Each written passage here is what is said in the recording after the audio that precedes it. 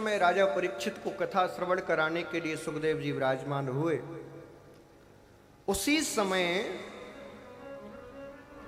अमृत का कलश लेकर देवता प्रकट हो गए। और देवताओं ने क्या कहा, बोले सुखदेव जी आप ये भागवत रूपी अमृत हमें पिला दो और ये स्वर्ग का अमृत परीक्षित को पिला दो।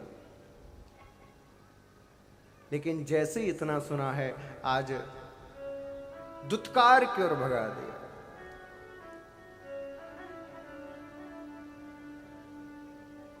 देवताओं को सुखदेव जी ने क्यों भगाया? सुखदेव जी कहते हैं, अरे देवताओं तुम्हें शर्म नहीं आती? कोई स्वधा को कथा लोकम को कांच को मणिर महान। क्या कोई कांच के टुकड़े के बदले में मणि से व्यापार करता है? आप मुझे बताओ, मैं आपको एक लोहे का बिस्किट दूं और आपसे कहूं सोने का बिस्किट मुझे दे दो, ये लोहे का ले लो, तो लोगे? क्यों? क्योंकि सोने की कीमत ज्यादा है।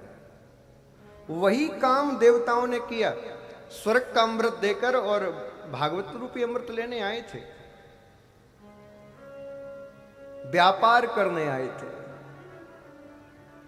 अच्छा मुझे बताओ, क्या आप भी व्यापार नहीं कर रहे हो? मैया झोली भर दे तो हलवा बांटूंगी, नहीं भर रही तो नहीं बांटने वाली। हनुमान जी बेटे का पेपर पास हो जाए 5 किलो लड्डू का भोग लगाऊंगा, और नहीं हुआ तो वो फिर नहीं लगाने वाला। तो हम भी तो व्यापारी कर रहे हैं। बंधुओं, दुनिया में सबसे व्यापार करना, ईश्वर से कभी व्यापार मत करना, क्योंकि वो ईश्वर तुम्हारे लड्डू का, तुम्हारे पकवान का, तुम्हारे हलवा का भूखा नहीं है। वो तुम्हारी केवल और केवल भावना का भूखा है। और यदि भावना नहीं होगी तो तुम्हारे 56 भोग भी फीके हैं, और भावना हुई तो एक जल की बूंद पर रिझ जाएगा वो, एक जल की बूंद पर। इसीलिए संतों ने गाया, भाव का भूखा हूं मैं, भाव ही एक सार है, भाव से मुझको भजे तो भव से बेड़ा पार। भाव बिन कोई पुकारे मैं कभी सुनता नहीं, भाव की एक टेर करती मुझे लाचार। आप बताइए, कुब्जा के पास क्या था? भाभी तो था। सबरी के पास क्या था? अरे झूठे बेर खिला रही है। सुदामा के पास क्या संपत्ति थी? कौन से 56 भोग लेके गया था सुदामा? टूटे चावल। और उनसे इतने प्रसन्न हो गए कि अब स्वयं चरण दाबने लग गए सुदामा के। आप मुझे बताओ, उस गिद्ध जटायु के पास क्या था देने के लिए, जिसको अपने पिता का सम्मान दे दिया?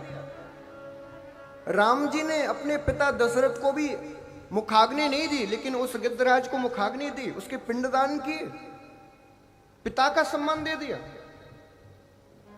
अरे काका विदुर के पास क्या था? जंगल में झोंपड़ी में रहते थे, नमक तक नहीं खाते थे, सेंधा नमक भी नहीं खाते थे। पूछा नमक क्यों नहीं खाते? बोले नमक पर राजा का अधिकार होता है और मैं राजा की संपत्ति नहीं खा सकता। नमक तक नहीं खाते। उस विदुरानी के पास क्या था जो केले के छिलके खिला रही है, वो बड़े चाव से खा रहे हैं। वाह काकी, आनंद आ गया तेरे छिलके खाने में। बताओ, उस कर्माबाई के पास क्या था जिसकी खिचड़ी खाने चले जाते थे? आप ही की साहू समाज की थी कर्माबाई। तो क्या था उसके पास? खिचड़ी बन रही है, जिस दांतों से मंजन कर रही है उसी से उल्टी तरफ से खिचड़ी चला रही है, कहीं लग ना जाए। और दौड़े दौड़े जाते, अरे माई जल्दी कर जल्दी कर, अरे इतनी जल्दी क्यों कर रहे हो, अरे जल्दी कर नहीं तो घंटी बज जाएगी, मुझे भागना पड़ेगा। उस कर्माबाई की खिचड़ी खाने पहुंच गए। बंधुओं, सब वेदों का सार, सब ग्रंथों का सार यही है कि यदि भाव आपके अंदर है तो पत्थर में भी राम है, और भाव नहीं तो राम के अंदर भी कोई नहीं।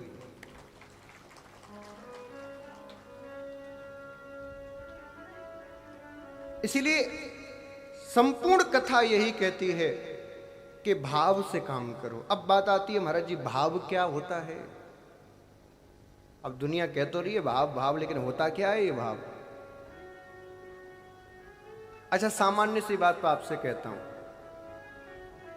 अब बाजार में फल लेने जाओ तो क्या फल देखते ही ले लेते हो? पहले क्या कहते हो, भैया क्या भाव दिए हैं? अनाज खरीदते हो तो किसान से क्या कहते हो, हाँ क्या भाव दिया बताओ? अनाज कहता है हाँ जी साऊजा इतने रुपए कुंटल, इतने रुपए किलो। तो जब इस छोटे से अनाज में, छोटे से फल में आप भाव पूछते हो, तो भगवान जब हमें स्वीकार करेंगे तो वो नहीं पूछेंगे हाँ जी बताओ क्या भाव है तुम्हारा, वो भी तो भाव पूछेंगे कि नहीं। अब ठाकुर जी के पास मरने के बाद जाओ, ठाकुर जी कहीं आ गए, हाँ आ गए, तो बताओ क्या भाव है? बोले भाव भाव कुछ नहीं है, बस ऐसे ही चले आए। तो बोले चले आए तो ऐसे निकल जाओ, भाव भाव कुछ नहीं।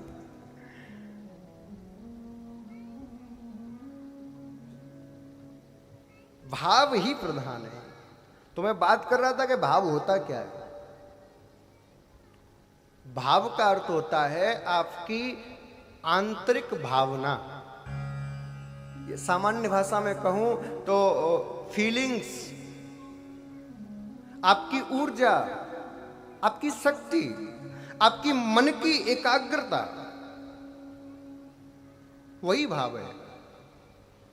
अब कैसे भाव पैदा कैसे होता है? अब मान लीजिए आप कथा सुन रहे हो तो 3 घंटे तक भाव उत्पन्न होता नहीं। किसी एक क्षण, 1 मिनट कथा सुनते सुनते सुनते सुनते सुनते सुनते ऐसा अनुभव हो कि संसार में सब कुछ दिखाई देना बंद हो गया, सारी बात सुनाई देना बंद हो गई। अब तो केवल केवल कृष्ण ही दिखाई दे रहे हैं, कृष्ण की बांसुरी सुनाई दे रही है, कृष्ण का स्वरूप हृदय में आ गया। वही उसी क्षण वही भाव का समय है। वो एक क्षण के लिए आता है, वो 24 घंटे नहीं रह सकता। वो भावना हृदय में प्रकट होती है। आप अनुभव आपने किया हो किसी ने, आप पूजा करने बैठो, पूजा करते करते करते करते एक क्षण ऐसा आता है कि हमारा रोम रोम कंपायमान हो जाता है, हमारी आंखों से अनवरत वैसे ही बिना किसी कारण आंसू बहने लगते हैं। ऐसा लगता है हमारा शरीर हिल रहा है क्या, कांप रहे हैं क्या हमारे हाथ पैर। वही भाव की स्थिति है। अच्छा मुझे बताओ, संसार में इतनी भाषाएं हैं, हिंदी, अंग्रेजी, सामान्य जो बोली है पंजाबी, मराठी, बंगाली, अन्य देशों की अन्य अन्य भाषाएं। आपको कभी लगता है कि भगवान को कौन सी भाषा आती है? संस्कृत, कौन सी भाषा आती है भगवान को? कोई एक तो आती होगी। हिंदी आती है, संस्कृत आती है, इंग्लिश आती है, कौन सी आती है? सत्य बताऊं तो भगवान को किसी भाषा का ज्ञान ही नहीं है। हाँ, भगवान को तो केवल एक ही भाषा आती है, वो भाषा है स्पंदन की भाषा, भाव की भाषा। आप किसी भी भाषा में कोई भी स्तुति गाओ, भगवान उसके शब्दों को नहीं देखते, भगवान देखते हैं उस स्तुति में आपकी भावना कितनी है, उस स्थिति में आपकी आपकी मनोभाव कितना है, वो भाव आप भगवान देखते हैं। एक बार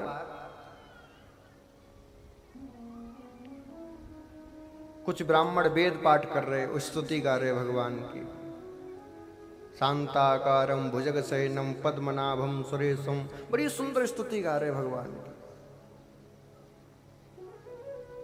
एक छोटा सा बालक बोले आप क्या गा रहे हो? भगवान की स्तुति। मैं भी गाऊंगा। तो गाओ। अब संस्कृत के शब्द उसको गाए ना जाएं। अब घर पहुंचा और घर के मंदिर के आगे खड़ा होकर और 12 खड़ी सुनाने लगा। छोटा आ छोटी ई, बड़ा आ बड़ी ई, पूरी 12 खड़ी सुनाने लगा। भगवान ने देखा, बोले वेद मंत्र दुनिया गाती है, चालीसा दुनिया गाती है, स्तुति दुनिया गाती है, 12 खड़ी पहली बार सुन रहे हैं, वो भी हाथ जोड़ के गा रहा है। नारद जी से कहा जरा देख के आओ, पूछ के आओ जी कर क्या रहा है। नारद जी आए। हाँ जी लाला भैया ये क्या कर रहे हो? बोले भगवान की स्तुति गा रहा हूं। बोले ये कौन सी स्तुति? ये तो कभी नहीं सुनी हमने, ये तो तुम 12 खड़ी गा रहे हो। बोले हाँ 12 खड़ी ही गा रहा हूं, तो स्तुति तो नहीं है। तो बड़ी तोतली भाषा में कहा, बोले देखो मुझे तो स्तुति नहीं आती, मुझे तो ज्ञान नहीं है इन सब का, लेकिन मैं तो पूरी 12 खड़ी सुना देता हूं। भगवान को जो स्तुति अच्छी लगती होगी वो इस 12 खड़ी में से बना लेंगे और उसी को स्वीकार कर लेंगे, मैं तो इतना जानता हूं। और इतना कहते ही उनके सामने साक्षात नारायण प्रकट हो गए। साक्षात नारायण। बोले भगवान को तो ज्ञान है ना, उनको स्तुति आती है, वो अपने हिसाब से जो अच्छी लगे बना ले, मैं तो 12 खड़ी सुना देता हूं।